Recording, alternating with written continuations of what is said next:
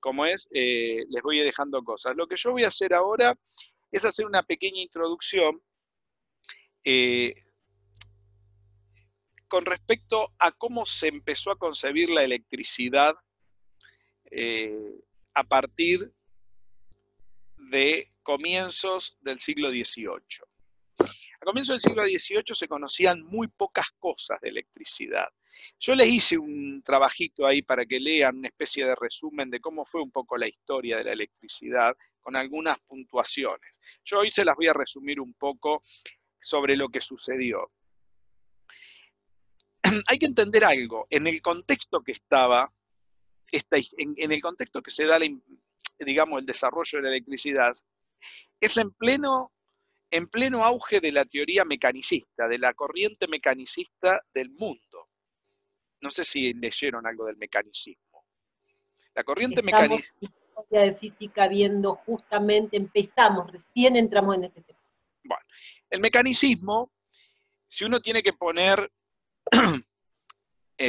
digamos, en el Renacimiento, una fecha para decir a partir de dónde se empieza a desarrollar la ciencia moderna, teníamos que poner el año 1600. Es un año clave. Un año antes del año 1600 se publica un libro que se llamó, que lo hace Johann Becher, un alemán. Ese libro se llamó La física subterránea. Hay 3 ejemplares en el mundo todavía de ese libro, que los tienen 3 coleccionistas. Pero tuvimos la suerte que uno ha sido tan bondadoso que le sacó foto a todas las hojas, las escaneó, las puso en PDF y yo lo tengo. Lo puso en internet un tiempo y tuve la suerte de engancharlo y bajarlo. Así que tengo el libro, está en alemán. ¿Qué tiene de interesante este libro? En este libro aparece por primera vez la explicación de la combustión, de qué es la combustión, qué es quemar algo. El libro se llama La física subterránea y es de Johann Becher. Tiene alrededor de 800 páginas, 700 y pico de páginas, pero es un libro interesante porque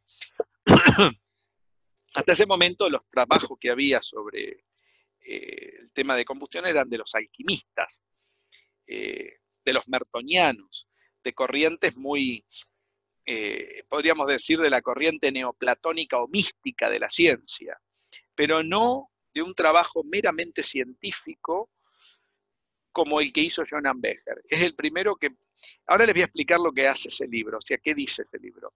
Ese libro, junto con los nuevos conceptos de René Descartes de 1600, el desarrollo de lo que hace Galileo en Roma, los trabajos de Kepler en la astronomía, dan origen a un montón de focos, tantos cristianos como protestantes, para dar origen los trabajos de William Gilbert con respecto al magnetismo. William Gilbert fue uno de los primeros que empieza a desarrollar, o si no fue el primero que desarrolló todos los trabajos de magnetismo a partir del medioevo, o sea, a partir del Renacimiento en el medioevo, donde empieza la Edad Moderna, donde está por empezar la Edad Moderna. Ahora bien, estas ideas en ese contexto se forjan una idea de nueva teoría que nace en René Descartes, en la Francia católica, que es la idea de un mundo mecánico. El mundo es como un gran, o sea, ¿cuál es la idea de este mundo mecánico? Es un gran reloj que tiene un fundamento y un destino. Ese reloj, el creador, podríamos decir, como decía Descartes, en algún momento le dio cuerda y lo dejó andando. Ese era el Dios de Descartes, la metafísica de Descartes. Si vamos al Dios de Newton, por ejemplo, más adelante, Newton dice, no, Dios cada tanto para mantener las cosas en movimiento le da cuerda al reloj. Es decir, es un Dios intervencionista, mientras que el Dios de Descartes, esa es una gran discusión metafísica de los dioses, por ejemplo. El Dios puede ser intervencionista o no en el universo.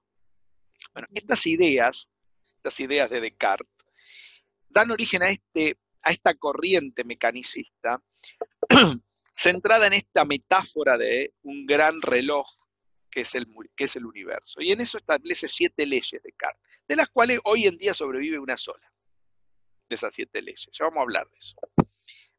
Ahora, ese universo mecanicista estaba centrado en 2 patas, tenía 2, como si fueran 2 soportes.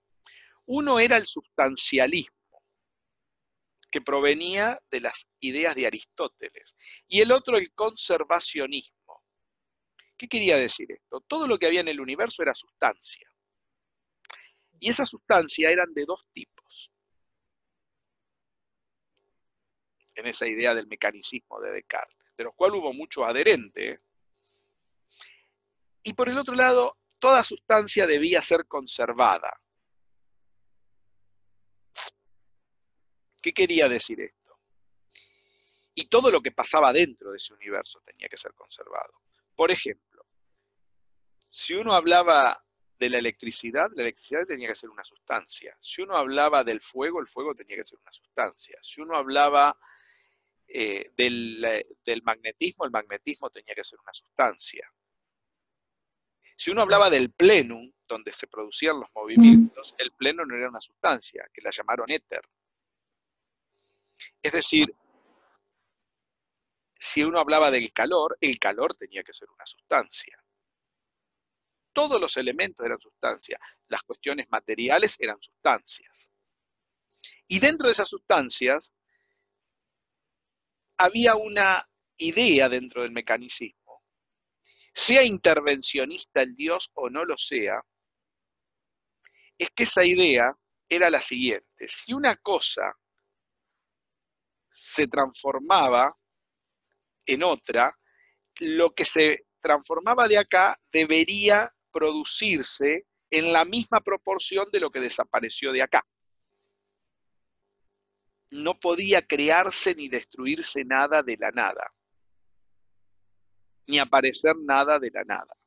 Es decir, si una cosa dejaba de moverse en una proporción, otra debería empezar a moverse en la misma proporción. Esa idea de conservado. Todo lo que se producía dentro de ese universo mecánico, dentro de ese gran reloj, era una magnitud conservada. Eran todas cuestiones, pero ¿qué era lo que se conservaba? Eran siempre sustancias. ¿Claro? Pero claro. Es anterior incluso a la química, a la química moderna, ¿no? O sea, sería back de la mano, pero... Lo que pasa es que no lo separes todavía. Fíjate que yo no hablé de física ni nada todavía. No te apures. Porque me parece que tenés los tiempos un poco... Vamos despacio. Vamos despacio porque si no se van a desorganizar. Yo voy hablando y después se van fijando... Sí. Y cuando se muera la batería voy a ver si puedo usar otro celular. Bueno, la idea es la siguiente. Entonces, en ese universo mecánico, teníamos por un lado las sustancias y por el otro lado lo que se debería conservar. Toda sustancia era con una magnitud conservada. Y todo lo que se producía o se transformaba... No hay cuerda a este universo. Este funciona solo. Este reloj... En Descartes era un reloj, un Dios que no era intervencionista. Una vez que Dios creó el universo, Él no actuó más en él. Pero todo lo que creó en él no se puede modificar. Esa era la idea. Quiere decir que si una cosa se modificaba es porque aparecía otra en la misma proporción en que esa se modificó. O sea, nunca, esa idea metafísica estaba muy arraigada en cuestiones aristotélicas, en el cosmo aristotélico. Y la idea de sustancia estaba muy marcada en la física de Aristóteles. Aristóteles decía que en el universo había 2 tipos de sustancias. Las sustancias materiales, la materia, que es lo que vemos, lo tangible, en sus estados de agregación, sólido, líquido, gas. Y por el otro lado, existían las sustancias sutiles e imponderables, que él no las llamó así las llama Galileo, por primera vez. ¿Qué son estas sustancias sutiles e imponderables? Son sustancias que habitan en las sustancias materiales. Por eso para él las sustancias sutiles e imponderables son sustancias en donde está el sello de Dios en el mundo. Y estas sustancias no son perceptibles a simple vista. Hay que hacer algo para encontrarlas. No es el éter, es el... Esperá, no te apures, ansiedad, despacio. Vayan comprendiendo lo que digo. ¿Vos me escuchás, Ariel? Sí. Sí, profe, lo escucho. Entonces, las sustancias sutiles e imponderables eran sustancias que tenían la particularidad de habitar dentro de esas sustancias materiales, por decirlo de alguna manera.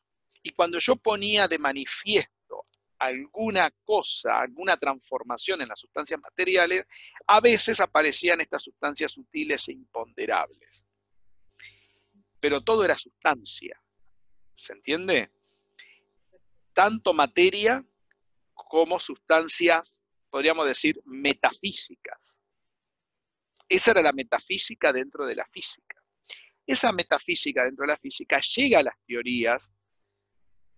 teorías de la primera revolución científica del siglo XVII, que es con Descartes en el año 1600. Por eso ese año se pone como, podríamos decir, eje central la primera revolución científica. Y ahí aparecen no solamente las cuestiones católicas, sino muchos trabajos de los protestantes, como el que le acabo de decir de Johann Becher. A medida que se desarrolla el siglo XVII, aparecen muchas teorías donde se defiende mucho el conservacionismo. Se trabaja mucho el conservacionismo, no solamente la sustancia, sino el conservacionismo del programa mecanicista. Empieza a ser esto más que una corriente, una tradición, un programa mecanicista, que tiene su punto cúlmine en la teoría de Newton en el año 1686. Ahí culmina con la primera publicación de los principios. Este conservacionismo sobre las sustancias, en la cual empieza con Descartes en la Francia católica y termina en Inglaterra con Newton en la Inglaterra protestante. Esa es la idea, la franja.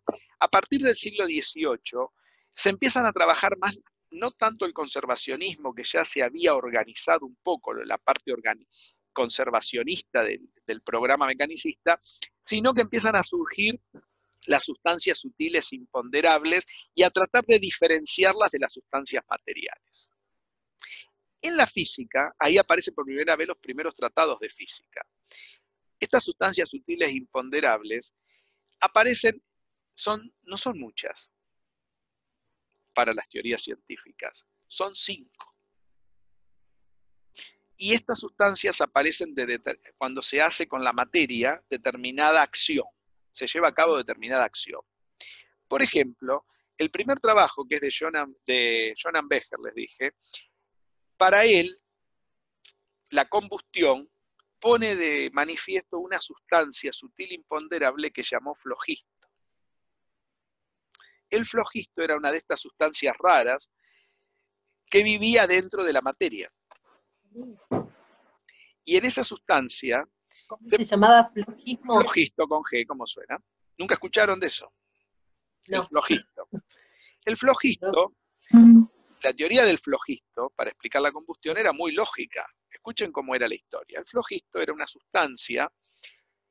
Cuando yo tengo, por ejemplo, 1 kilo de madera, la madera, eso que tengo no es solamente madera, es madera más flogisto. Cuando yo lo quemo a la madera, lo que sale de adentro de la madera y que desaparece, es el flogisto. Y lo que queda es realmente la madera, el calcinado es la madera. La ceniza. La ceniza, ese es el calcinado. Eso es madera. Entonces había una manera de saber cuánto flogisto tenía 1 kilo de madera. Quemo 1 kilo de madera, lo peso primero, lo peso después, y lo que se fue es el flogisto. ¿A dónde se fue? Si la teoría tenía que seguir las leyes de la conservación, no podía desaparecer de la madera, es que habría otra sustancia que tenía la propiedad de atraparlo a ese flogisto, que era el aire. Entonces había sustancias que tenían la propiedad de aceptar flogisto y otra de ceder flogisto. en una combustión se producían ambas cosas. O sea, había sustancias que se desflogistizan y otras sustancias que se flogistizan. Ay, claro. Y el flogisto, No, como iba de las sustancias que se flogistizan, tenía signo negativo. Cuando se producía una combustión, el flogisto tenía signo negativo. Ese signo negativo aparece en el tratado de Johann Becher. Becher, ¿qué hizo? Quemó 1 kilo de todas las sustancias que pudo y calculó cuánto flogisto tenía. Es por primera vez que aparecen sustancias, hasta metales, que fundió para ver cuánto flogisto tenía. ¿De ahí viene el negativo del electrón? No. Ya me fui a 10.000. Vos sos muy, muy dispersa, Fabiana, tenés que ordenarte. Tenés que ordenarte un poco porque te vas a volver loca, vas a volver loco a los alumnos, si no. Pobre. Tenés que ordenarte un poquito. No, igual de esto no, a mis alumnos no les puedo hablar de esto por ahora. No, pero vas a ver que muchas cosas las vas a poder contar. Vas a ver que hay muchas cosas muy lindas que las podés contar. Esto es para que vos entiendas. Después vas a ver que hay cosas que podés adaptar. Entonces, es la primera vez que aparece un tratado físico donde aparecen signos y símbolos que nombran cómo se produce una combustión. Cuánto flogisto hay, aparece algo cuantitativo que hasta el momento no aparecía. Es un lindo trabajo de Johann Becher. El libro se llama La física subterránea. Si lo quieren, se los voy a direccionar con una dirección a YouTube, porque si se los pongo pesa muchísimo, pues está todo escaneado, y si lo quieren ver y saben algo de alemán, lo van a poder ver. Es interesantísimo el libro. Por otro lado, esa no era la única sustancia. Cuando empieza el siglo XVIII ya, después de una larga tradición de una discusión de conservacionismo, que ya en algún momento se las voy a comentar, aparecen otras sustancias sutiles imponderables, que se manifiestan ya no quemando una sustancia material, sino, por ejemplo, por el frotamiento y el contacto de sustancias materiales. Eso era la electricidad. La electricidad era otra de esas sustancias. La electricidad era una sustancia que no era material, era una sustancia sutil, imponderable, que vivía adentro de la materia y que se ponía de manifiesto cuando yo hacía determinadas cosas con la materia. Por ejemplo, el flogisto se ponía de manifiesto cuando yo la quemaba. La electricidad se ponía de manifiesto cuando yo rozaba determinadas sustancias. Y ahí aparecían por los elementos de electricidad que uno conoce. Por ejemplo, ahí se pudo fabricar la primera máquina electrostática, similar a una Windspule, de esas que giran los dos platos y producen descargas. No sé si alguna vez la vieron, que son como rayos. Y ese tipo de sustancias materiales que ponen de manifiesto las otras sustancias. La electricidad sería otro de esos tipos de sustancias. ¿Está? O sea que la electricidad en sus comienzos fue una de estas sustancias sutiles e imponderables de las cuales estamos hablando dentro del programa mecanicista.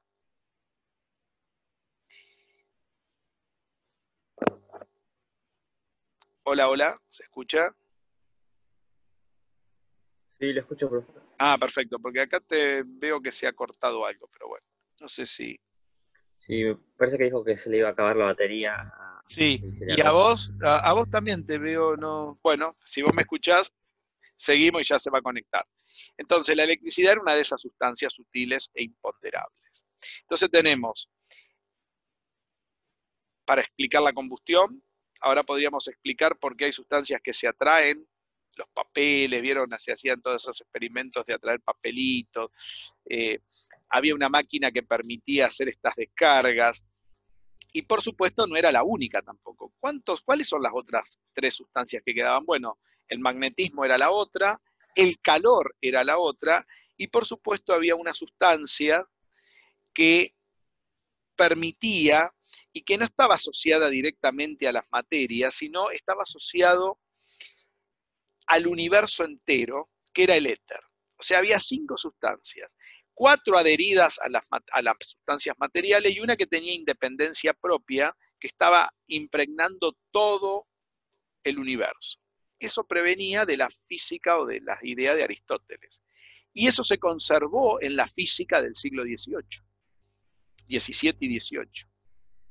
O sea que todo lo que había en la física en ese momento era o sustancia o sutil o sustancia material. Y por el otro lado, había una idea de que todo eso en ese programa mecanicista debería ser conservado en ese universo. Ese gran reloj no aceptaba ya nada que se incorporara ni nada que se expulsara de él. O sea, todas las transformaciones estaban dadas ahí adentro y no se podía ni perder ni aceptar nada.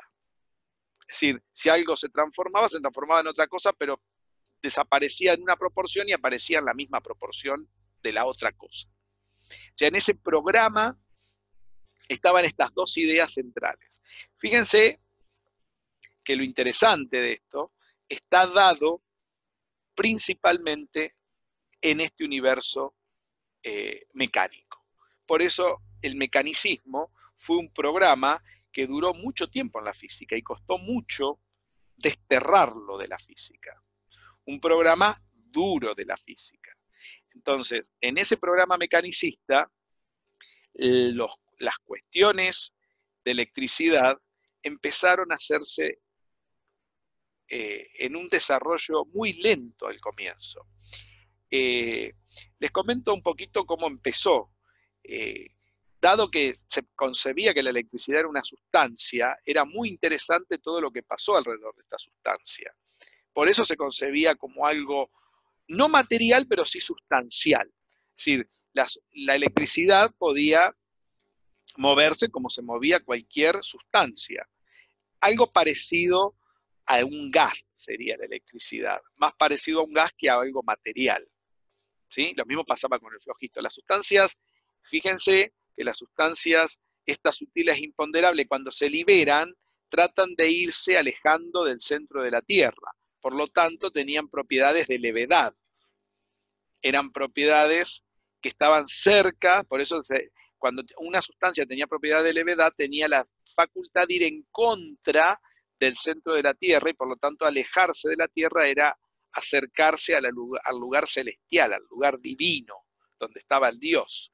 Por eso esas sustancias se decían que estaban asignadas por el poder divino y era el sello de Dios en el mundo, en la parte material, que todavía se conservaba. Por eso la electricidad era una cuestión así como una sustancia metafísica que no pertenecía a la física, pero que se podía estudiar desde el ámbito físico, poniendo de manifiesto las sustancias materiales. Y es ahí donde se fabrica la primera máquina de cargas electrostáticas, y por lo tanto eso era muy lindo para poder, podríamos decir, llevar a cabo experiencias que permitían, por ejemplo, hacer show. O sea, uno podía agarrar y decir, bueno, la electricidad se usaba en su comienzo para hacer atractivo un acto, ante alguien que pagara una entrada, por ejemplo. En aquel entonces, por ejemplo, una de las cuestiones era que en las universidades, salvo los docentes de 3 materias, que era latín, alguna filosofía, eran los que tenían sueldo, los demás para tener un sueldo tenían que traer al público, el público tenía que pagar.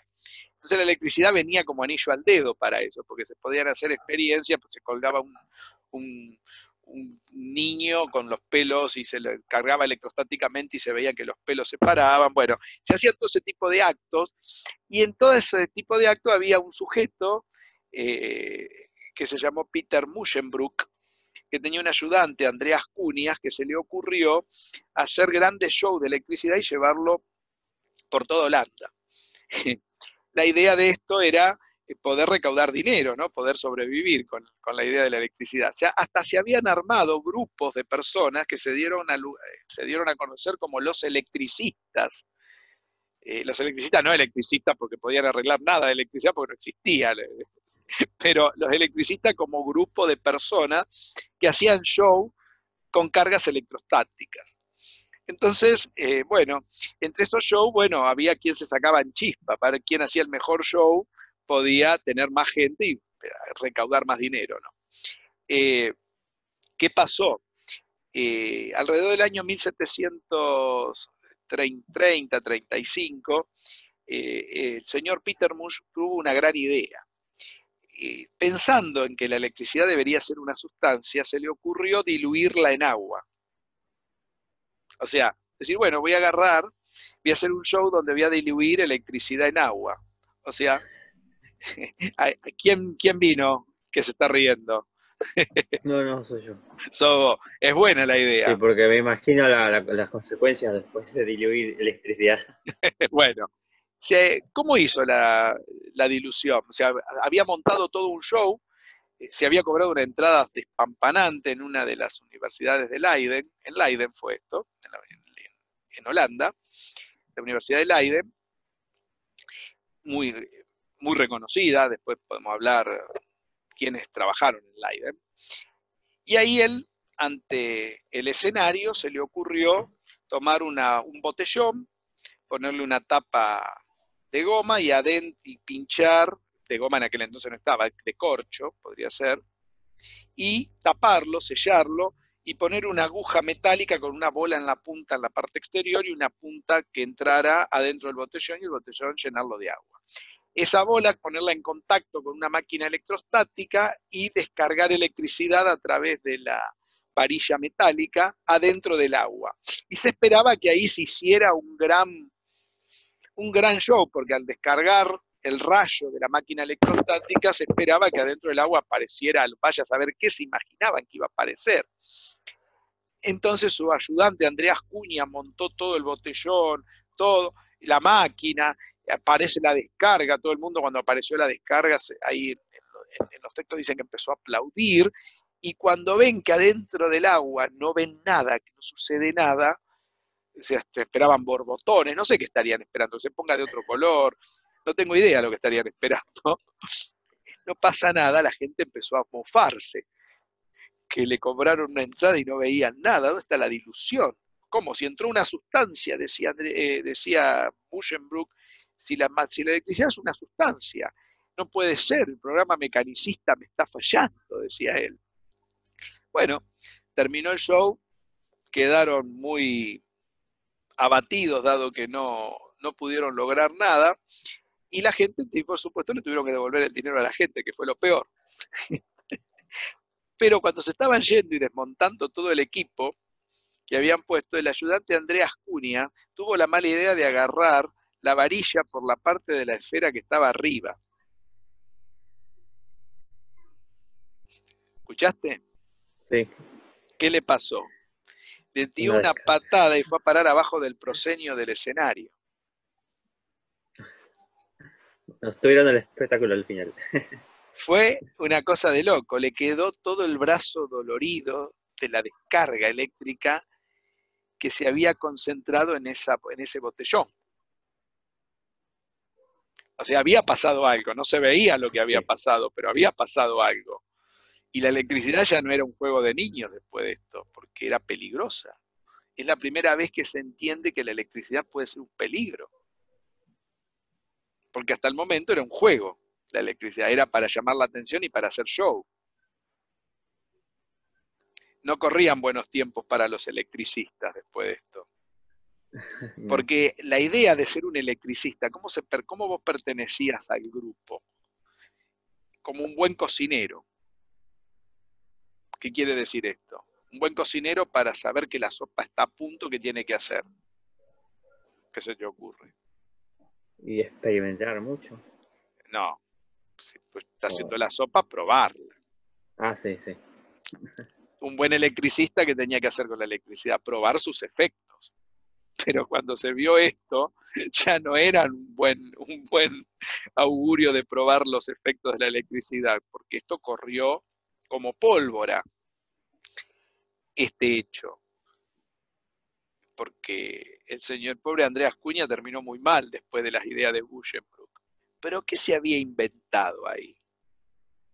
En Leiden, el botellón, la varilla. Una batería. El primer capacitor, que se Por llamó la botella de Leiden. Si vos vas a los libros y lees lo que te mandé, El primer capacitor se llamó la botella de Leyden. El primer condensador o capacitor. Era un cúmulo de cargas eléctricas adentro de... Y el agua hacía de retención de las cargas. Después se dieron cuenta que no hacía falta poner agua. Con solamente poner un metal ya estaba. Una capa metálica, una varillita metálica. Con eso alcanzaba. La botella de Leyden fue el primer capacitor eléctrico. Por eso se llamó botella de Leyden. Porque fue el experimento que hizo Peter Muhlenbrook. Esta idea, que es muy interesante de lo que pasa, pero muy interesante, da lugar a los primeros comienzos de la electricidad. En estos comienzos no alcanzó, para comprender bien todo lo que pasó, este desarrollo. Y este desarrollo se retoma a mediados del siglo XVIII, bien digo, con dos personajes. Uno es Benjamin Franklin, viste que están los billetes de $100. Sí, el del... ¿Cómo se llama? El del El pararrayo. barrilete y la moneda. Muy bien. Y el otro Sí. es Charles Agustín Coulomb. Uno en Cleveland, Ohio, en Norteamérica, Benjamin Franklin, y el otro, Charles Agustín Coulomb, en Francia. Entonces, en estas ideas, podríamos decir que Benjamin Franklin alrededor del año 1750 y Coulomb alrededor del año 1777. Trabajaron en función de estos descubrimientos, podríamos decir, de estos accidentes que sufrió el señor Andreas Cunias, trabajando para Peter Muhlenbrook. Benjamin Franklin fue el primero que ordenó estas ideas. Estas ideas muy interesantes que estaban centradas en que la electricidad era una sustancia. Y que, por ejemplo, las nubes estaban cargadas de esta sustancia. Sutil, imponderable, como decía Aristóteles. Y como decía el programa mecanicista. La electricidad, en ese momento, tenía que ser cuantificada. Benjamin Franklin no lo logra, pero logra ponerle nombre a todas las cosas. Por ejemplo, había sustancias que tenían la particularidad de atrapar electricidad. Ahí apareció Fabiana. Y había otras sustancias que tenían la particularidad de ceder electricidad. Entonces, claro, Benjamin Franklin se le ocurrió ver qué tipo de sustancias él podía calificar de aquellas que tenían la particularidad de ceder y otras de atrapar electricidad. Ese cedimiento y aceptación de electricidad era por contacto. ¿Sí? Entonces, él decía, bueno, esto es como si fuera una esponja. La esponja la cargo de agua. Ahí atrapo electricidad. Si la exprimo, cedo electricidad. O sea que hay sustancias, de acuerdo a lo que yo le haga a la esponja, cedo o atrapo electricidad. Pero fíjense que una esponja está hablando de agua, de una sustancia material. Entonces, cuando atrapo electricidad, la esponja se carga de agua. ¿De dónde provendrá la palabra carga? Miren de dónde proviene. De cargar algo que era un fluido sutil. O sea, cuando hay cuerpos que tienen la particularidad de atrapar electricidad, son los que se cargan de agua. Los que se cargan es el primero que dice Benjamin Franklin. A eso les voy a poner signos positivos. Benjamin Franklin hace eso. Cuando no estuve, apareció. ¿Cómo? Recién pude con un poquito de batería ya. sin mover. Sin moverte mucho. Perfecto. Apareció Franklin, digo. Cuando yo me fui llegaron unos floquitos nada más Era una Claro, de no, las pero ya sustancias. expliqué, igualmente después escuchás el video porque lo subo para grabar, para que lo escuchen. Lo pongo lo voy a Buenísimo, poner en listo. YouTube, esto está todo grabado. Tranquila, Perfecto. no lo vas a perder. Me olvidé de decirles eso. En cada clase, a partir de ahora, todo lo que se haga en la parte de sitios van a tener clase por clase con una dirección a mi canal de YouTube. Ustedes tocan ahí, ingresan al video y lo pueden ver las veces que quieran. Todo lo que hicimos. ¿Quedó claro? En sitios de la plataforma, en la parte de sitios. Ahí me permite poner Perfecto. la URL, que es la dirección. No la puedo poner en la plataforma porque pesa mucho. Me matan si llego a poner un video en la plataforma. Quiero seguir vivo. Si no me mata el virus, me matan los del instituto si pongo cosas en la plataforma. Bien. Entonces, Benjamin Franklin, la palabra carga viene de ahí. Entonces, él decía, había sustancias que se cargaban como una esponja. Fíjense que la palabra carga no viene a hablar de carga algo como ahora lo dibujamos, la carga positiva y le ponemos un puntito, son cosas... no, la carga era algo, sustancia era lo que se cargaba, era electricidad. La electricidad tenía esa particularidad, había sustancias materiales que actuaban como esponjas y otras que actuaban como una esponja que se estaba apretando y cedía esa electricidad. Y era algo concreto. No sé si se entiende esta idea. Es muy distinta a la idea de electricidad que uno tiene hoy en día. La electricidad era una sustancia, aunque sea sutil e imponderable, tenía las propiedades de una sustancia. Por eso se hablaba, para Benjamin Franklin, el flujo. Tenía que producirse un flujo. ¿Y cómo se le da la idea del pararrayo? Que esa sustancia tenía la particularidad de conectarse, ¿no?, a través de los metales. Los metales tenían la particularidad de atrapar esa sustancia. Mientras que la nube tenía la particularidad de ceder. La nube sería una esponja que uno la estaría apretando. Fíjense la idea de Benjamin Franklin, ¿no? Y el pararrayo sería aquella sustancia que tiene la particularidad de atrapar todo eso. Había una sustancia que se cargaba, que sería el pararrayo, y otra que se descargaba de esa sustancia, que fluía. Le parece a uno gracioso, pero es lógicamente posible pensar todo eso. Porque hoy nos reímos de eso. Pero no hay que reírse tanto, ¿eh? Ya les voy a decir por qué. Uno se podría llegar a reír de todo eso. Sin embargo, él nunca pudo cuantificar eso. Jamás lo pudo cuantificar. Nunca pudo decir qué pasaba entre esas sustancias. Lo que sí pudo ver, que si tenía una esponja que estaba cargada y la otra no estaba cargada, a la que no estaba cargada él decía, la que tenía exceso de electricidad decía que tenía carga positiva. Y la que le faltaba electricidad, que estaba por cargarse, que podía absorber, ¿sí?, tenía carga negativa. ¿Sí? La del exceso, carga positiva. Y la que estaba por absorber, carga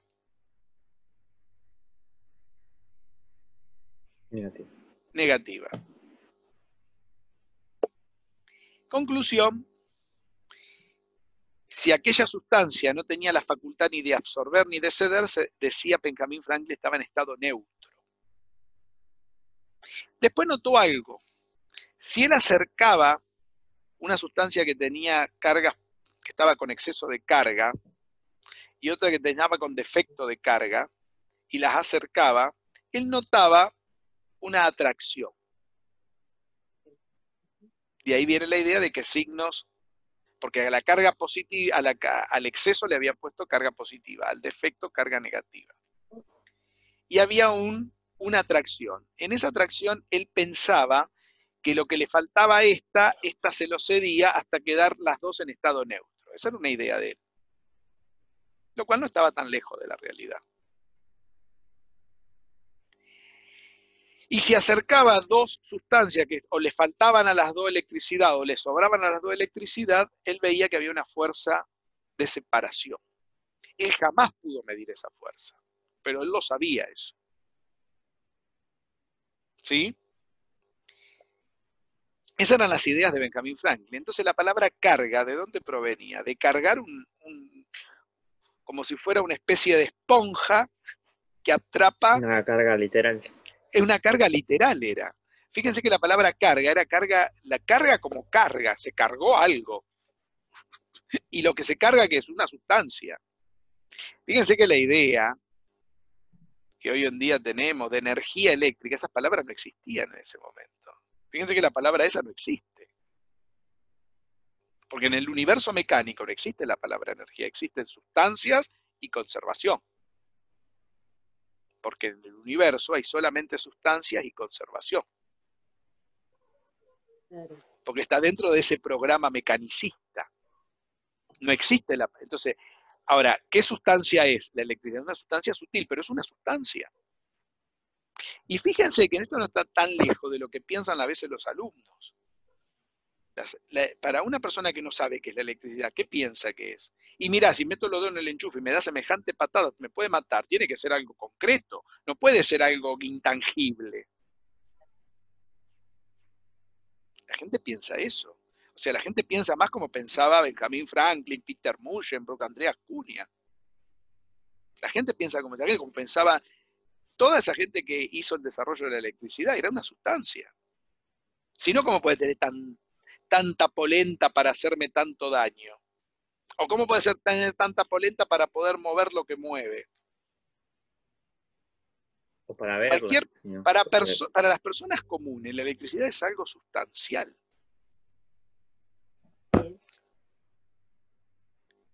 Después vamos a charlar de eso, por eso tiene que ver con la enseñanza de estas cosas. Ahora bien. Y el término se está usando porque es descarga eléctrica. Se sigue usando, claro, encima seguimos usando el término, pero con otra idea. O sea, el término, la palabra, en su origen, tiene una designación. Pero en el transcurso histórico le hizo cambiar esa designación. Pero hemos conservado las palabras. Hemos conservado las palabras de los antiguos en connotaciones modernas. Eso es complejo, porque eso es difícil después de enseñar. Porque en realidad el origen de la palabra es... Por eso es importante estudiar la historia, porque en la historia está el origen, y después lo que hicimos con eso. Porque está en el transcurso del tiempo lo que se hizo con ese origen de ese término. Y esto no es menor, porque esto lleva a muchas confusiones de las teorías. Y estas confusiones, uno puede no comprender lo que pasa cuando uno estudia estas cosas. Las fórmulas matemáticas no dan estos conceptos, porque las fórmulas matemáticas parten de estas ideas. Por ejemplo, hoy le enseñamos la ley de Charles Agustín Coulomb a los estudiantes. Pero en esa ley, cuando se gestó esa ley, estaban estas ideas. La palabra carga no era la carga puntual, como podemos hablar ahora. Era la carga que yo le estoy diciendo, la carga de una sustancia, de un objeto. Y ahí, con estas ideas que Benjamin Franklin no pudo terminar de desarrollar porque se dedicó a otras cosas más importantes como la administración pública de los Estados Unidos, y fue el más decente de todos los administradores, aunque no lo puedan creer, era encuadernador Benjamin Franklin, fue el más decente de todos los administradores y el más eficiente. Y ese es el motivo que tiene el premio de estar en los billetes de $100. No sé si saben por qué Benjamín está ahí. Benjamín está ahí porque fue el más eficiente y el más honesto de todos los administradores de los estados de Norteamérica. Y en premio, el gobierno lo designó en los billetes de $100. O sea que a la física, a la parte de la electricidad se dedicó poco. Así todo, ¿él qué hizo? Hizo una botella de Leiden con el pararrayo. Él dijo, si esto pasa en una botella, como hizo Peter Muhlenberg, tiene que pasar entre la nube, la varilla, que sería el pararrayo, y la Tierra. La Tierra tiene la propiedad de absorber carga y la nube de ceder carga. la nube queda con defecto de carga negativa, porque, llena. y la Tierra llena con carga positiva. Ajá. ¿Por qué? Porque positivo y negativo acá era un nombre nada más. No sé si se dan cuenta. No era que se movían electrones, ni protones, ni nada de eso. Era un nombre. Positivo era porque tenía de más, y negativo era porque tenía de menos. Era nada más que eso. ¿Qué cosa tenía de más y de menos? Ese fluido, esa cosa, esa sustancia, ese fluido, el fluido eléctrico, como lo llamó Benjamin Franklin. Él decía fluido eléctrico. Él no hablaba de carga eléctrica, él hablaba de fluido eléctrico. Y lo que quedaba... Como si fuese agua. Claro, podía ser agua, era como si fuera agua, claro, como fuera agua entre una esponja y otra. Y el medio era un tubo que lo permitía pasar, una cosa así, una idea de ese estilo tenía. Más aún, en aquel entonces, una anécdota aparte para que se rían un poco, así matamos un poco más el frío de la mañana, había algo interesante que era lo siguiente, muy gracioso. En esa época, Norteamérica estaba en guerra con Inglaterra. Y Benjamin Franklin, claro, vivía en Norteamérica, en Cleveland, Ohio, y había decretado, ya había inventado el pararrayo con esta idea, y había hecho poner estas ideas se había dado cuenta que cuanto más puntiagudo era el pararrayo, mejor producía el traspaso entre el fluido de una sustancia que está cargada con otra que no está cargada. ¿No? Una cosa así. Él se había dado cuenta que las puntas permitían mejor el fluido. Y eso lo había probado con muchos, entre ellos el del cometa, ¿no? Primero se dio cuenta que era mejor el metal, ahí puso la llave, tuvo el problema de que la electricidad no era tan simple porque la descarga que recibió en ese experimento fue muy importante, peor que la de Andreas Cunha, allá en la botella del aire, y ya sabía que la electricidad no era juego de niños, ya no eran buenos tiempos para los electricistas estaban en problemas, los grupos, ¿no? Entonces, ¿qué sucedió? Al estar en guerra, Jorge I estaba muy enojado de que se había inventado el pararrayo en Norteamérica, y él se entera que todos los pararrayos norteamericanos terminaban en punta. Entonces dice, no, acá en Inglaterra todos los pararrayos van a terminar en cabeza redonda. Y violó una de las leyes de la física con un decreto en el Parlamento. O sea, la modificó las leyes naturales desde el Parlamento. Entonces decretó que todos los pararrayos terminaran en cabeza redonda. Por supuesto, ¿qué pasó? Al poner todos esos pararrayos, en lugar de transferir, conjuntaron la carga y quedaron donde... O sea, produjo más destrucciones de todos los campanarios de Inglaterra que pudo Jorge I. Porque claro, él pensó como las leyes de los hombres. Con las leyes de los hombres, por un decreto las modificaste. Y él pensó que con las leyes de la naturaleza puede hacer lo mismo. Claro, no. Hay que entender que las leyes no era porque hermoso ponerle punta o no. Ahí donde esta persona no daba igual. No daba igual. Entonces, ¿qué pasó con esta historia? Una historia muy interesante fue que a partir de 1777, sobre estos trabajos que hizo Benjamin Franklin, en Francia, Charles Augustin Coulomb, o Coulomb, como lo quieran llamar, tuvo la gran idea de medir la fuerza que se produce entre los cuerpos que se cargan con exceso y los cuerpos que se cargan con defecto. Pero nunca hablaron de cargas eléctricas. Cuando Charles Augustin Coulomb pone la idea de carga, habla de cuerpos cargados. Más aún, habla de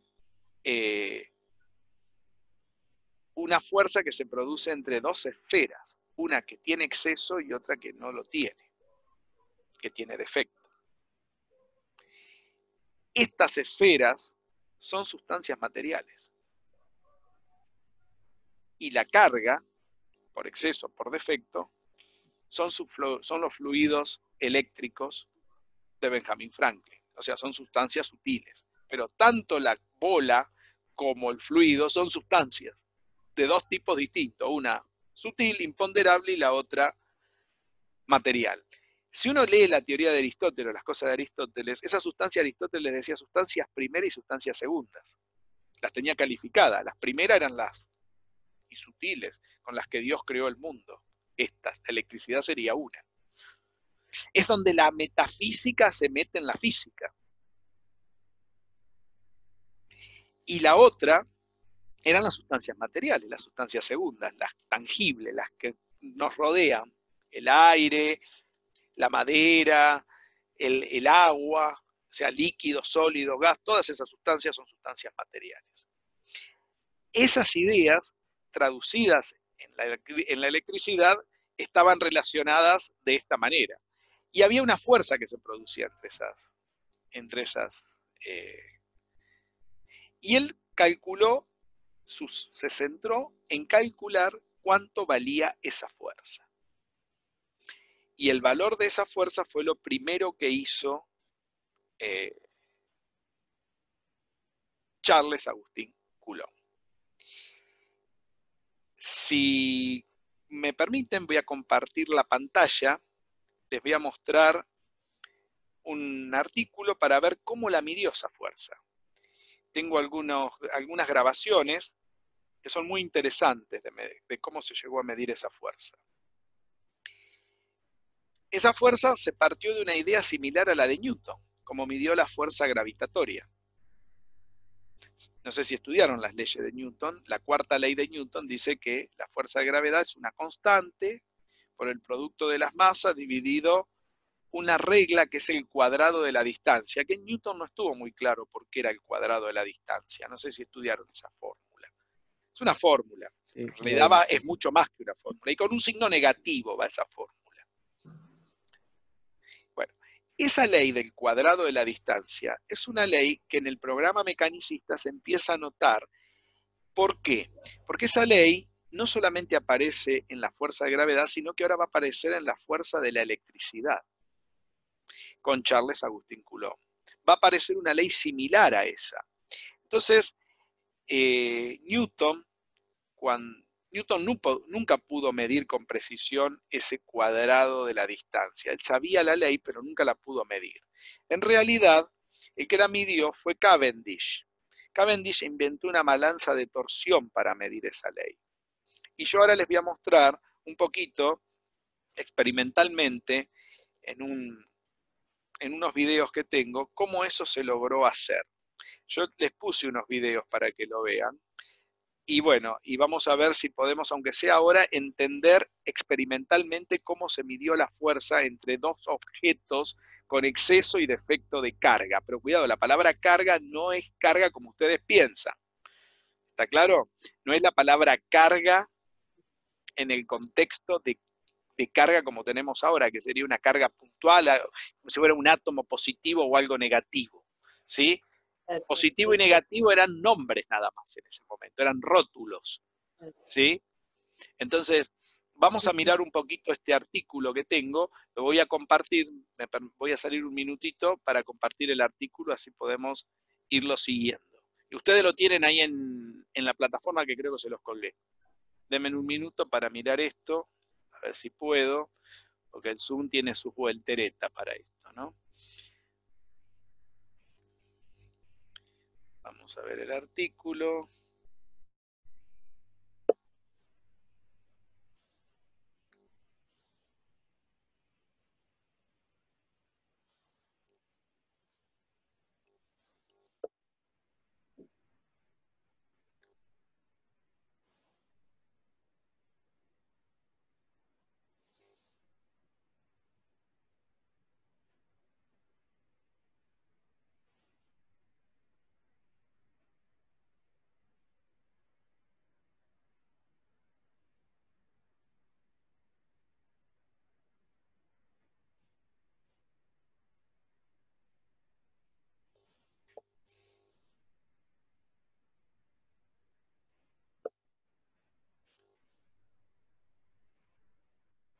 Bien, voy a compartir la pantalla con el artículo, ¿sí?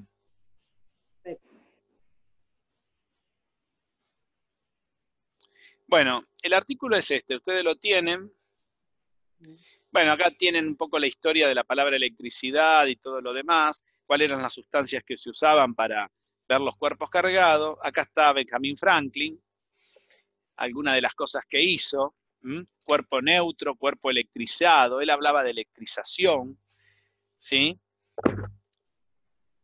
Y acá aparecen un poco las ideas. El cuerpo neutro tenía una compensación, por lo tanto no tenía ni exceso ni defecto. Después el cuerpo positivo es porque tenía la particularidad de un exceso de fluido. Acá, cuidado, los signos más y menos no significan cargas eléctricas como si fueran átomos, ¿eh? Significa que tiene exceso de ¿qué? De ese fluido. Todavía tenía un poquito de lugar para aceptar un poco más, pero ya con esto alcanzaba para decir que le sobraba carga, ¿no? Es como si tuviera agua, ¿no? Y acá, ¿qué pasa? Acá tenía mucho lugar, cosa que acá no, ¿no? ¿Se entiende la idea? Es muy distinta la idea que tenemos de carga eléctrica hoy. ¿Sí? Totalmente. ¿Se dan cuenta cómo era la idea? Y fíjense que la palabra carga coincide más con esto que con la idea actual. Hoy en día no tendríamos que decirle carga, teníamos que ponerle otro nombre, pero no deberíamos usar esa palabra, porque esta idea de carga tiene con la...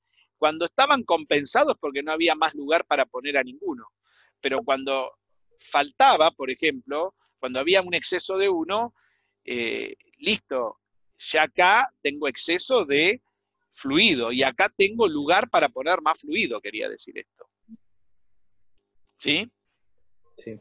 Esa es la idea básica de Benjamin Franklin. Acá están las ideas de atracciones y repulsiones, ¿no? Lo que les dije recién, ¿ven? Muy simple. Fíjense que yo lo dibujé muy, muy gráfico, ¿no? Para que ustedes lo puedan ver bien. Y esto se puede usar muy bien con estudiantes más chicos también, ¿ven? Cosas muy sencillas, ¿eh?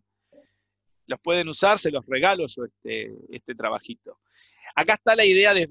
Acá viene otra idea que hizo Benjamin Franklin, que me olvidé de decirle. Él había dos maneras de electrizar el cuerpo, él decía, de que poner de manifiesto estos fluidos.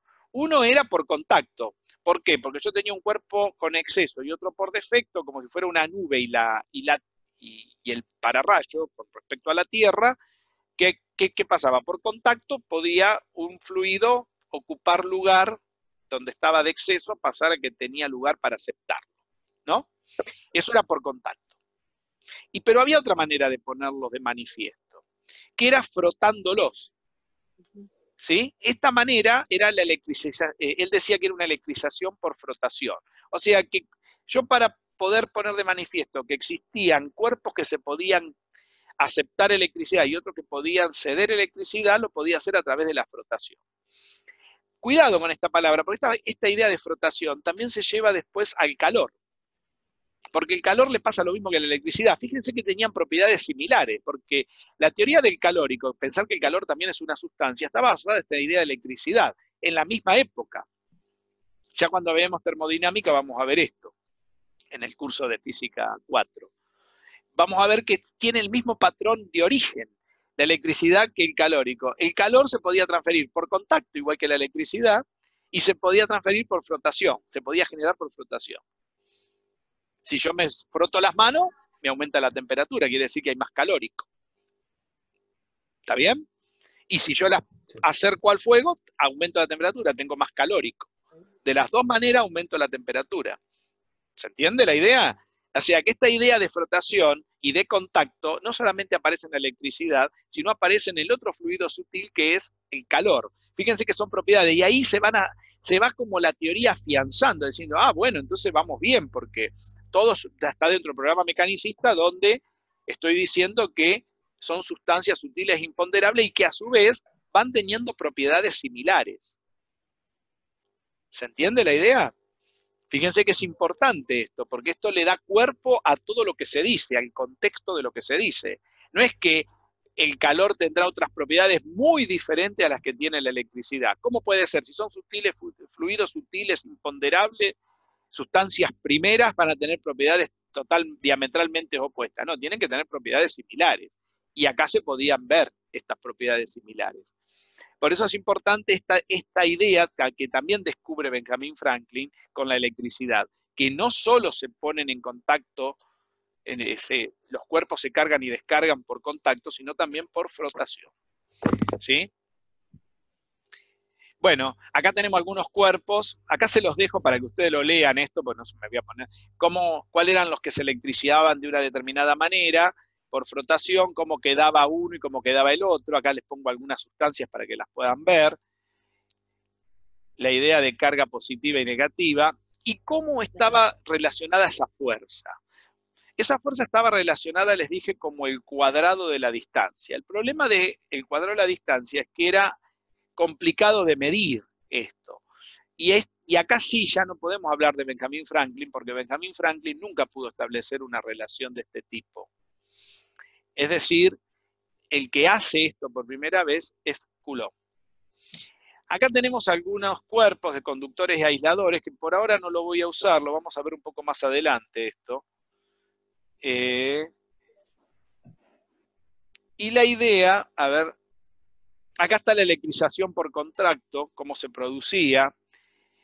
Esto también lo hizo Benjamin Franklin, cómo él creía que se producía esta electrización por contacto. Por ejemplo, el cuerpo A, que tenía un exceso de carga, ¿no? Recuerden que el exceso se ponía con carga positiva, y el cuerpo B estaba neutro. El cuerpo B le puede ceder esto, sí, pero no todo. Lo puede electrizar por contacto al cuerpo B, A, sí, pero simplemente con la mitad de la carga, es decir, se repartía. ¿En qué estaría centrada esta idea en la idea de conservación, ¿no? Claro, el conservacionismo. Del conservacionismo. Fíjense que todo estaba centrado en esas dos cosas que tenía la teoría, ¿no? No había nada que saliera de eso. Era sustancia sutil, imponderable, sustancia material y conservación. Esas cuatro cosas no se podían desligar, ¿no? Fíjense que esta idea también está centrada en eso, ¿no? Si uno lo mira un poquito, ¿qué pasa si el cuerpo era más grande? ¿Qué le pasaba a B con el cuerpo más grande? ¿Sí? Aceptaba más. Claro. ¿Para qué? ¿Por qué? Y porque estaba en proporción. Fíjense qué buena idea, ¿no? ¿No? Acá la electrización es por contacto. Acá tenía mayor posibilidad de aceptar más fluido. ¿Por qué? Y porque es más grande. Tengo una esponja más grande, ¿no? Una esponja más chica, tengo una esponja más grande, acepta más. Cabe más fluido. Cabe más fluido. Esa es la idea. Se dan cuenta que todo está centrado en la misma idea, ¿no? Fíjense cómo se las dibujé yo. No sé si se ve bien, ¿no? Creo que es muy claro, ¿no? Sí, sí, sí. Sí, perfecto. Con la Tierra pasaba lo mismo. ¿Qué pasaba con la Tierra? ¿Por qué la nube descargaba todo? Y porque la Tierra es tan grande con respecto a la nube que seguía esa idea. Acá podía explicar por qué pasaba lo del pararrayo, ¿no? Sí, el lugar donde... Sí. Una escuela de Faraday que estoy haciendo que me falla, y el efecto de puntas, digo, le tengo que eliminar las puntas para que no falle. Claro. Entonces, fíjense qué interesante lo que pasaba acá, ¿no? Al tener un volumen tan grande, un lugar tan grande donde poder meter cargas, podría meter todas las tormentas del universo. Quería decir esto, ¿no?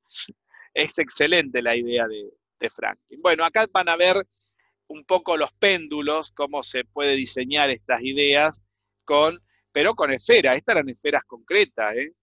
Generalmente eran todas esferas, ¿sí?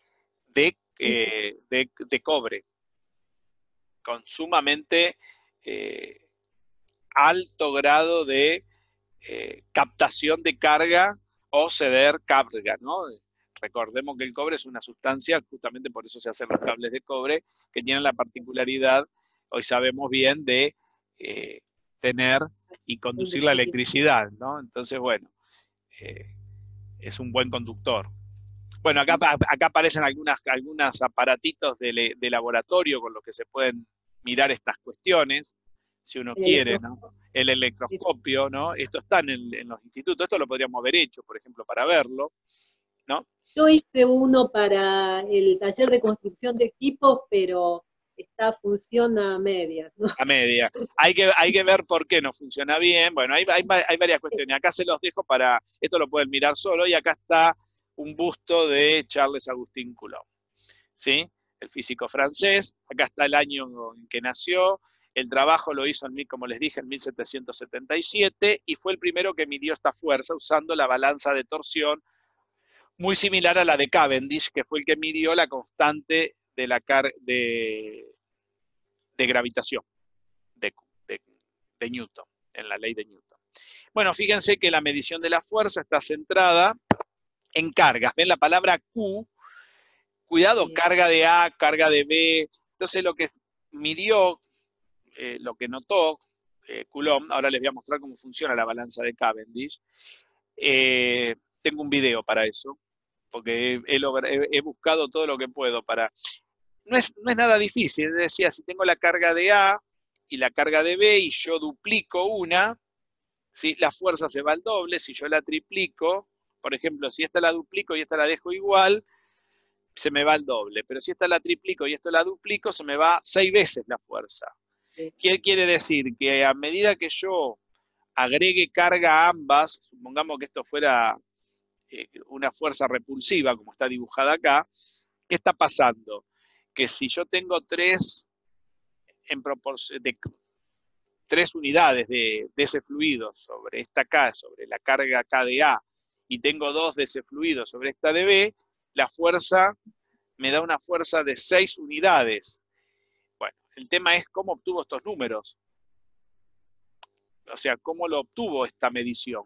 Que 3, 2, por ejemplo, si acá hubiera sido 4 y acá 5, hubiera sido acá 20, ¿no? 5 por 4, 20.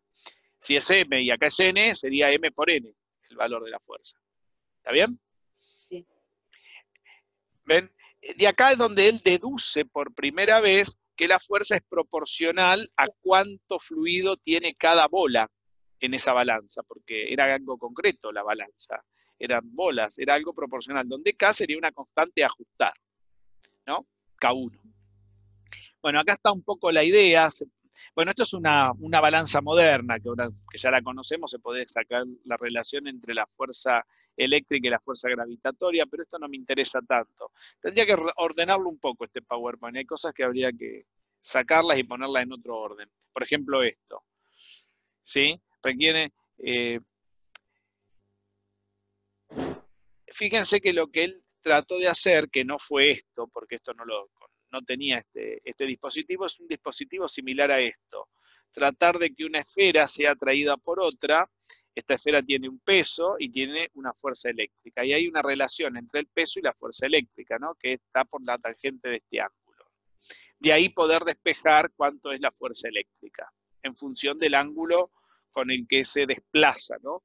Esta sería una idea moderna de la idea. Y medir la distancia entre las dos fuerzas, entre las dos esferas. La idea era variar esta distancia. Porque recordemos que no solamente tenía que ver con cada carga, sino también después tenía que ver con esta distancia. En un primer momento dejó la distancia fija y cambió la carga. La esfera cargada y la esfera descargada. Por ejemplo, esta estaba descargada y esta estaba cargada. Y ahí fue midiendo, ¿sí? Pero por el otro lado tenía el problema que tenía que medir la distancia. Dada la misma carga, medir la distancia. Ahí aparecía una nueva constante, K2, que tenía que ver con R cuadrado, que es la distancia en los centros de cada esfera. Cuidado porque acá no son cargas eléctricas comunes, sino carga de una esfera que tenía fluido, ¿no? Y la otra, esta no tenía, y esta tenía exceso, y esta tenía defecto de fluido. Bueno, de ahí uno podía inferir las dos, ¿cómo es? Las dos relaciones, y ahí él obtiene entre la constante 1 y la constante 2, haciendo este cociente, una nueva constante que estaba dada por la ley que hoy se conoce. El tema es cómo lo midió esto, y de dónde sacó esa constante E, ¿no? Que no sé si la conocen, pero tiene un valor determinado hoy en día. Fíjense que es muy fácil decir esto, pero ¿cómo se midió en ese momento todo esto? No había nada para medir esto. Y fíjense que la fórmula se parece mucho a la fórmula de gravitación. Acá hay un error en el power, hay que ponerle un menos acá al ajeno. Acá no, porque la carga era exceso o defecto de carga, y ahí no le podíamos poner un menos a la fórmula, porque la fuerza podía ser o de atracción o de repulsión. El menos de la fuerza gravitatoria es de atracción, porque es siempre atractiva. Es como si acá hubiéramos tenido solamente cargas, sustancias que solamente están cargadas y sustancias que no están cargadas, es decir, No está habría G, solamente, claro, puede ser el signo negativo, porque si después vemos como, o sea, G, si la fuerza gravitatoria es justamente negativa, no cambia el signo de G. claro, perfecto. Bueno, acá tenemos los valores que midió, pero no estamos diciendo cuánto midió. Por ejemplo, lo que hizo esta balanza en la cual midió este hombre, Charles Agustín Coulomb, tomó 1 metro de distancia, midió la fuerza, primero midió la fuerza, y acá está cómo se concibe. Y de acá aparece la unidad de carga, que es el Coulomb. Está asociada cuando yo tengo 1 metro de distancia a una esfera de la otra, y de una fuerza dada que es de 9 por 10 a la 9ª Newton. Esa es la idea, ¿no? Fíjense que son 2 veces esta fuerza. O sea, cuando se produce esta fuerza a 1 metro de distancia, ahí puedo establecer la unidad de lo que tengo acá dentro, de ese fluido. Porque eso tampoco lo teníamos hasta ese momento. ¿En qué se medía esa cantidad de fluido? Hoy sabemos que eso se mide en coulombios. ¿Pero por qué se mide en coulombios? Porque hubo que establecer esa unidad en relación al nombre de este buen hombre que fue el que midió esto, ¿no? Esto que no lo tenemos. Acá está el problema histórico, ¿no? ¿Se ve lo que estoy diciendo? Se estableció la distancia, se midió la fuerza con la balanza de Cavendish, ¿sí? Y ahí apareció, acá aparece de nuevo cómo estaba relacionado esto, ¿no? Ahora bien, ¿cómo lo hizo? Bueno, Y si por quieren, convención, 1 metro para que sea justamente la unidad, ¿no? exacto, Para que exacto, el para que medidor se usa 1, es mejor. La distancia, totalmente. La idea del metro es para que sea un 1 y no tengamos muchos números para poder poner a las unidades, ¿no? Bien, vamos a mirar el video, a ver si lo puedo poner. No sé si les gustó cómo está organizado. Está un poco desorganizado, pero los puntos que quería tocar creo que están bien. Vamos a mirar el video. Quiero mirar el videíto. A ver si se los puedo poner. Es un video muy interesante que tengo. Esto no, yo no sé, yo descargué las actividades, Sí, no sé si descargué está los... el video. Ahora se los No, paso. Si no se los... vale. A ver si lo podemos poner. Si ustedes lo pueden ver. El video lo voy a poner en silencio, así no...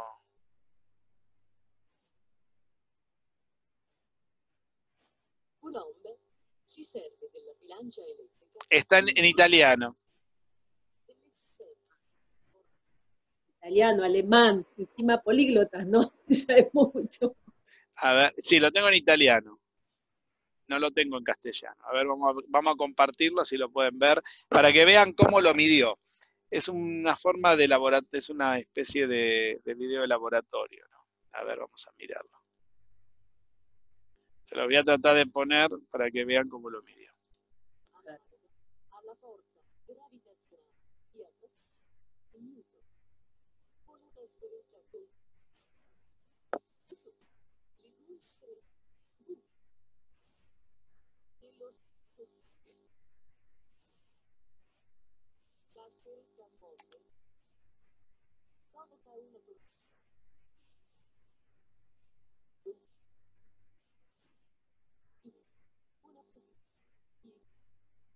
in forza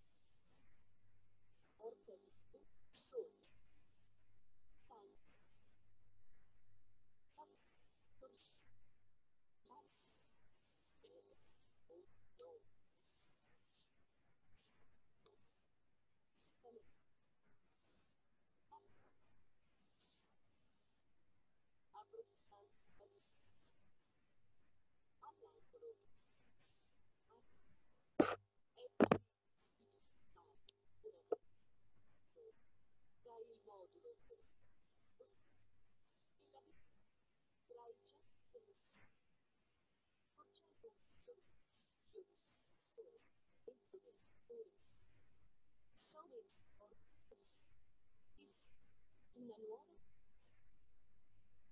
è così possibile una seconda relazione, tenendo presente l'angolo di torsione. Si osserva, sommando all'angolo di torsione, l'angolo analogo a ciò, tipo Coulomb, suole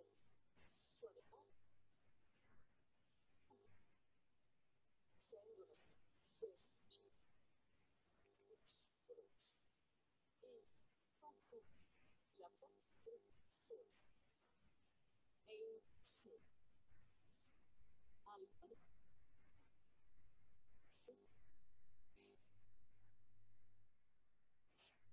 ¿Qué les pareció? Se entendió bien igual, ¿no? Sí. ¿Vieron Lo cómo lo mismo, midió Sí. con la balanza de torsión? sí. ¿Vieron cómo se mide? Bueno, esa balanza en muchos lugares, había acá en la Argentina, eh, no sé si en el instituto de ustedes la tienen, es una balanza, de esa misma manera, en algo similar se midió la constante G, creo que nunca lo habían visto eso, me parece, cómo se miden esas cosas, pero fíjense que son dos esferas iguales, no son cargas puntuales ni nada, cosas raras, que es lo que les decía. Es lo que se traduce en el gráfico que vimos antes. Totalmente, totalmente. Ahí, viendo esto, vemos cómo se pudo llegar a ese gráfico. Si no, no habría manera de llegar a ese gráfico. Claro. Creo que más claro no puede estar, ¿no? Ese valor, si volvemos a la filmina ahora, la que estábamos mirando, al power, a ver, ¿se ve? Sí. Ese valor que él mide tiene que ver con con el ángulo, ¿no? Con la relación angular esa que habíamos establecido antes.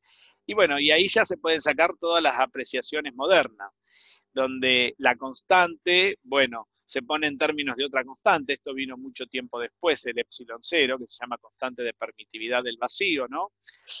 Y que está en relación de K, en realidad la que saca Coulomb es K, que en realidad esa K se pone en términos de este valor. Uno me va a decir, ¿por qué se pone en términos de 4pi epsilon 0? ¿Por qué se pone en términos de 4pi?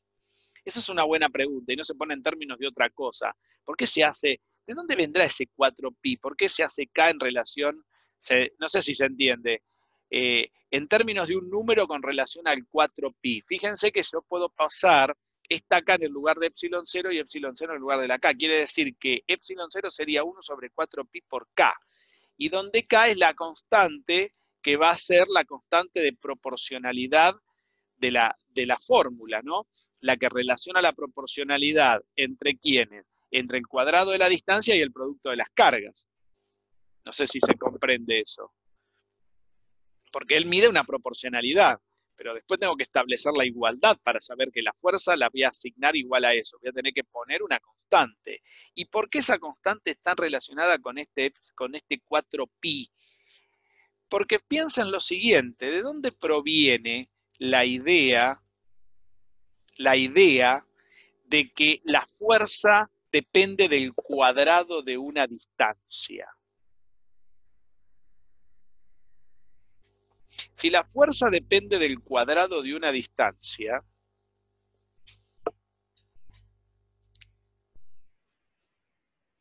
la fuerza de algo depende del cuadrado de la distancia. Acá tengo las cargas, pero lo que más me interesa depende del cuadrado de una distancia, donde R es una distancia, ¿no? Y yo estoy diciendo que la constante que voy a tener que asignar acá va a tener que ser de la forma K igual 1 sobre 4pi epsilon 0, ¿no? Estoy diciendo eso. Quiere decir que si yo meto esto en la fórmula, me queda 1 sobre 4pi epsilon 0. Esto está relacionado con el denominador. ¿Y qué es 4pi r cuadrado? El área de una cáscara de qué? La profesora de matemáticas. No, sé que es el área de, sí, pero ¿de qué? No, ni idea. De una esfera. Ah, eso sí, claro, que es la esfera, es lo primero que le dije. Es el área de una esfera. Lo que estoy O sea, pensando es de... el problema del cuadrado de la distancia tiene que ver con una esfera. Sí, ¿Y sí, eso qué claro. quiere decir? Que geométricamente la fuerza disminuye como si fuera esféricamente una distancia en toda, porque una esfera que es algo simétrico desde un punto dado, desde mi bola hacia la otra, esa fuerza va disminuyendo de acuerdo a las capas de lo que valga el radio de esa esfera. Si yo estoy en una esfera a una distancia 1, eso disminuye 4pi. Si estoy en una esfera, ¿por qué? Porque 4pi a una distancia 1 sería el área lateral de esa esfera, sería la cáscara de esa esfera. Claro. Si estoy a distancia 2, eso es 2 al cuadrado 4. Va 4 por 8 a 32 pi va eso, de área lateral. Pero esos 32 pi va o sea, la fuerza va a ir disminuyendo al cuadrado de la distancia, un cuarto. Un cuarto por 4pi. ¿Se entiende lo que estoy diciendo? 4pi, ¿qué es? El área lateral por el radio S. O sea que el problema geométrico, eso no pasa solamente con las esferas cargadas, sino que también con qué pasa. Con la Tierra y la gravedad. Porque la Tierra se suponía que era una esfera. Y las capas que las rodeaban, de cebollas, de la cosmología aristotélica, era una esfera. La maldición del círculo. Y las leyes de la física están centradas en esa maldición del círculo. Y esa fórmula se sigue usando. Sí, sí. Y la esfera esa, el radio es 2, la que se toma de modelo la unidad de esta, el Es radio 2. es 2. O ¿Se sea, entiende? esa pequeña esfera es la que va, la que se va. La que genera la carga es la esfera, y después esa esfera está cubierta con otra esfera. Es la Tierra con todas las esferas alrededor. O sea, seguimos con la misma idea. Ahora, fíjense que después nosotros queremos desterrar todas esas ideas de la física y decimos que hay una carga puntual. Pero en realidad eso es mentira, porque la misma fórmula cuando se fabrica sobre una esfera concreta. No sé si se llega a comprender eso. Yo todavía no le di estructura matemática a todo esto a la moderna. Eso lo voy a hacer la semana que viene o en un video. Voy a ver cómo lo hacemos. Cuando haga todo eso van a decir, uy, ya. Lo que estoy mirando es cómo esto se obtuvo y por qué esta K tiene esta expresión. Y sigue vigente. Y fíjense qué interesante lo que estoy contando, porque esto no lo cuenta nadie cuando dan un curso de electricidad. Todo el mundo pone esto, una constante de proporcionalidad, ya está, para corregir unidades. No es solamente para corregir unidades, es para comprender geométricamente cuál es el tema. Porque la geometría del problema es la que define cómo está armada esta fórmula. ¿Por qué nuestro universo se comporta con leyes del cuadrado de la distancia? Tiene un fundamento hasta cosmológico. Totalmente, tiene un fundamento cosmológico que lo estamos perdiendo de vista. La discusión. Ariel, te veo serio. Sí. Preguntá, si querés, podés hablar, Pero, sí, pasa que yo, no sé, cuando me concentro es como que... No, estás bien concentrado.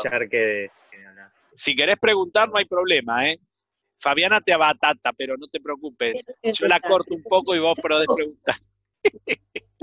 Seguramente él así callado es como que nos sorprende con un razonamiento súper... Totalmente, esa gente es así, no te preocupes, ya la tengo clara. Ya lo calé como es. Hablo de bruta justamente, porque quiero aprender. Pero es interesante la discusión esta, porque esta discusión generalmente no se establece nunca. Y son los fundamentos de cómo se gestó esta teoría. ¿Por qué no lo vemos así? ¿O por qué es como que dejamos de esa parte de fundamentos de lado? ¿Por qué se hace esto? ¿Es una cuestión de que es más fácil o es que no nos gusta? No, el tema es lo siguiente.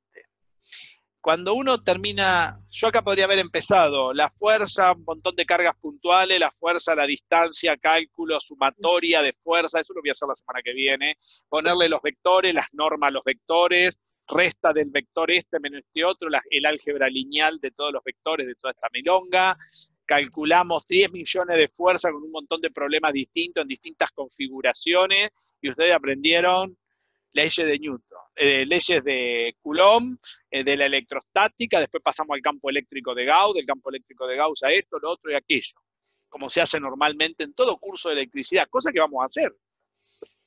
No va a faltar de hacer eso. Pero yo no lo considero importante a todo eso si no comprendo de dónde vienen las constantes. Porque si hay algo importante en una fórmula, son las constantes que aparecen, que son históricas. Y esta es la constante K sub E, que es la constante de permitividad eléctrica llamada ahora. Coulomb no le dijo eso. ¿Constante de qué es esa? ¿Y para qué sirve? Te van a decir. Y para corregir unidades, te dicen. No, no es solamente para corregir unidades. Eso como si yo te dijera, mira, ¿para qué sirve un cuchillo? Y vos me decís, para matar. Y bueno, sí, ese no sería, porque no todo el mundo es un asesino. Yo diría que sirve mejor para comer, ¿no? Para cortar la carne. Me parece mejor para comer el cuchillo. Bueno, esto es igual. Te dicen que la constante es para corregir unidades, como decir, ¿para qué tenés un cuchillo en tu casa? ¿Y para matar? No, no lo tenés para matar. Tenés que ser un asesino para tenerlo para meter. Esto es igual. ¿Se va entendiendo lo que digo? Entonces, ¿qué es lo importante acá?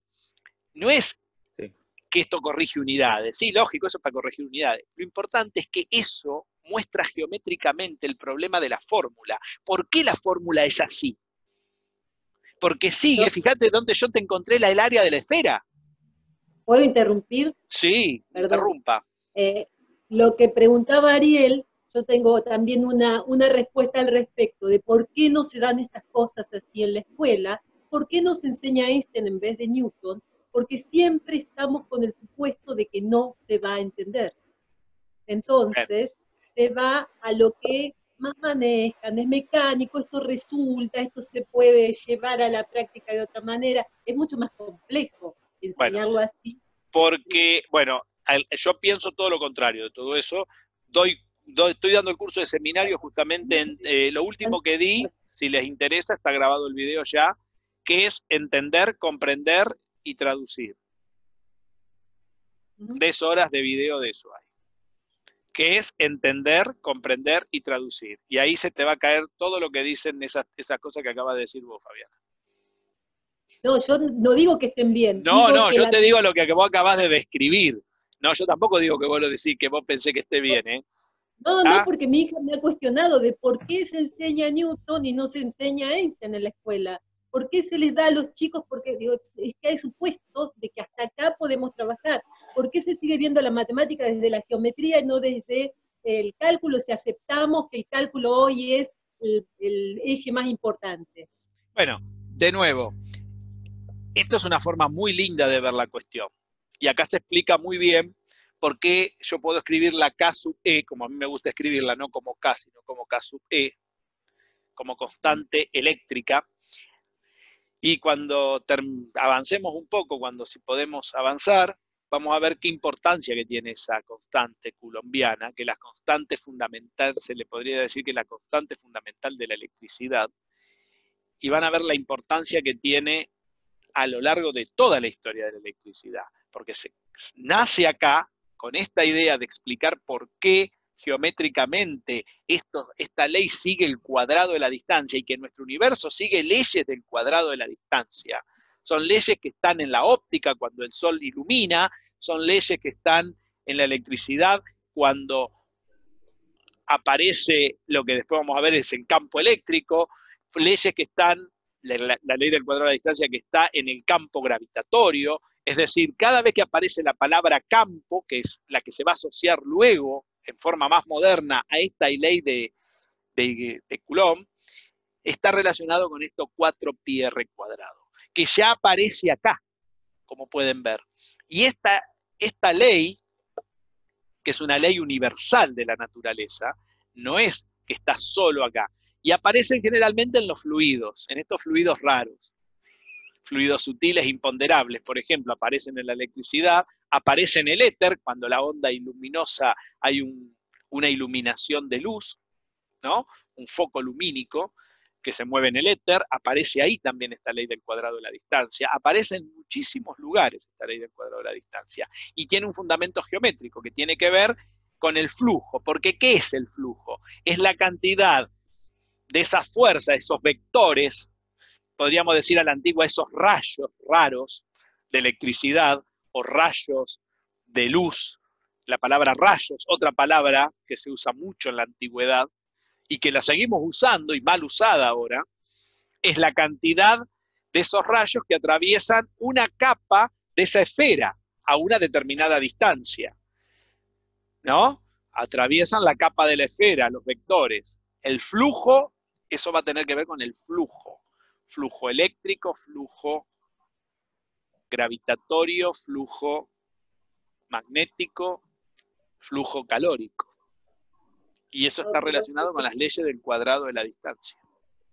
O sea, la geometría de esa ley está relacionada con esto. No solamente la fuerza, sino lo que después va a ser el campo.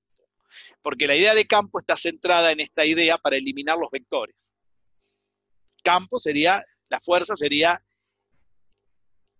digamos, el ente. Y el campo sería el medio, donde está ese ente. Entonces ahí lo vamos a ver con más detalle cuando vayamos avanzando cómo fue la historia desarrollándose. Pero acá nace todo. Por eso esto es importante.